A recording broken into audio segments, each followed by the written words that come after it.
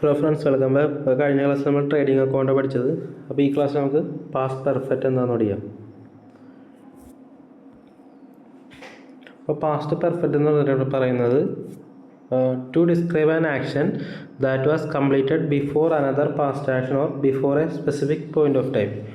എന്നുവെച്ചാൽ ഓൾറെഡി ഒരു കഴിഞ്ഞ പോയ ഒരു കാര്യത്തിനെ പറ്റി പറയുകയാണ്, അത് ഓൾറെഡി കഴിഞ്ഞു പോയ സംഭവത്തിനെ പറ്റി പറയുകയാണ്. അതാണ് than action that was completed before another past action or before a specific point of time. അപ്പോൾ എക്സാമ്പിൾ നോക്കുകയാണെങ്കിൽ നമ്മളിത് സ്ട്രക്ചർ ചെയ്യുന്നത് സബ്ജക്റ്റ് പ്ലസ് ഹാർഡാണ് ഉപയോഗിക്കേണ്ടത്. പിന്നെ വെർബിൻ്റെ V3 ഫോമാണ് യൂസ് ചെയ്യുന്നത്. പാസ്റ്റ് പാർട്ടിസിപ്പിളാണ് യൂസ് ചെയ്യുന്നത് പ്ലസ് ഒബ്ജക്റ്റ്. അപ്പോൾ she has finished hair work before he arrived. അപ്പോൾ ഇത് കഴിഞ്ഞു പോയ കാര്യം ഫിനിഷ്ഡ് എന്ന് വെച്ചാൽ ഒരാൾ വന്നേക്ക് മുന്നേ ഹോം വർക്ക് കംപ്ലീറ്റ് ചെയ്തു. അതാണ് ഇപ്പോൾ രണ്ട് ആക്ഷനും പാസ്റ്റിൽ കംപ്ലീറ്റ് ആയി. അതാണ് she had finished hair work before he arrived. അപ്പോൾ ഇതിനകത്ത് മെയിനായിട്ട് നോക്കേണ്ടത് സബ്ജക്റ്റിൻ്റെ ഒപ്പം ഹാർഡ് ചേർക്കുക, പിന്നെ V3 ഫോം വെർബിൻ്റെ V3 ഫോം ആയിരിക്കണം ഇതിൻ്റെ ഒപ്പം ചേർക്കേണ്ടത്. എന്നുവെച്ചാൽ an action that was completed before another past action or before a specific point of time. അപ്പോൾ ഇത് നെഗറ്റീവ് പറയുകയാണെങ്കിൽ ഹാഡ് നോട്ട് ചേർത്താൽ മതി. Had not see in that movie before, ആ മൂവി കണ്ടിട്ടില്ല. പിന്നെ ക്വസ്റ്റ്യൻ ചോദിക്കാനാണെങ്കിൽ ഫസ്റ്റ് ഹാഡ് ആവും, എന്നിട്ട് V3 ഫോം തന്നെ. എല്ലാത്തിലും V3 ഫോം തന്നെയാണ് വരുന്നത്. Had you visited the place before. അപ്പോൾ ഇത് മെയിൻലി യൂസ് ചെയ്യുന്നത് to show an action completed before another past event.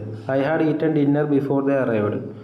അപ്പോൾ ഞാൻ അവർ വന്നേക്ക് മുന്നേ ഞാൻ ഭക്ഷണം കഴിച്ചു എന്ന് വെച്ചാൽ ഓൾറെഡി കഴിഞ്ഞു പോയ ഒരു കാര്യം കഴിഞ്ഞു പോയ സമയത്ത് പറയുന്നതാണ് ഇത്. പിന്നെ specific time by 6 PM she had finished her assignment എന്ന് വെച്ചാൽ ഓൾറെഡി കഴിഞ്ഞ ഒരു കാര്യത്തിനെ പറ്റി പറയുന്നത് സ്പെസിഫിക് ടൈം വെച്ച് പറയുന്നതാണ്. പിന്നെ റിപ്പോർട്ടർ സ്പീച്ചിൽ he said that he had met her before.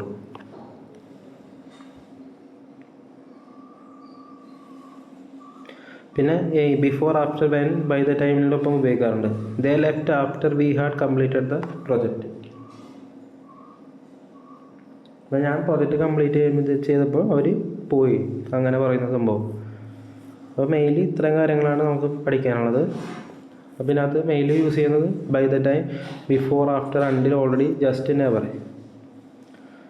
ഇപ്പോൾ by the time we arrived the train had already left.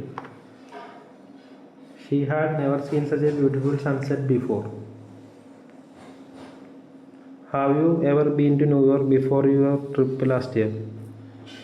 അപ്പോൾ ഇത്തരം കാര്യങ്ങളാണ് മെയിൻലി ശ്രദ്ധിക്കേണ്ടത് പാസ്റ്റ് പെർഫെക്റ്റ്ലി. പിന്നെ കുറച്ച് MCQ ക്വസ്റ്റ്യൻസ് നോക്കാം. Which sentence is in the past perfect tense. അപ്പോൾ ഇത് നോക്കാൻ നേരത്ത് വെർബിൻ്റെ V3 ഫോം ഉണ്ടാകുന്ന നോക്കിയാൽ മതി.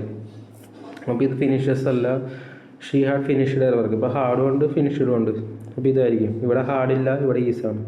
അപ്പോൾ അങ്ങനെ വേണമെങ്കിൽ നമുക്ക് ഐഡൻറ്റിഫൈ ചെയ്യാം. ഹാർഡും V3 ഫോം ഉണ്ടാകുന്ന നോക്കിയാൽ മതി.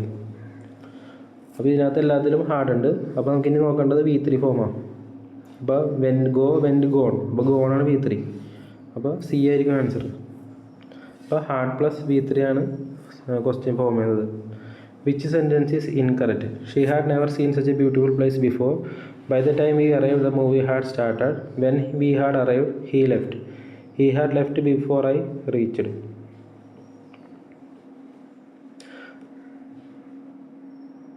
അപ്പോൾ ഇവിടെ ഇൻകറക്റ്റ്, ഇവിടെ ഹാർഡില്ല. When we arrived he had left. അപ്പോൾ ഇത്രയും കാര്യങ്ങളാണ് മെയിനായിട്ട് നോക്കേണ്ടത്. അപ്പോൾ ഇതുപോലത്തെ കുറച്ച് ക്വസ്റ്റ്യൻസ് MCQ ക്വസ്റ്റ്യൻസ് ചെയ്ത് നോക്കുക.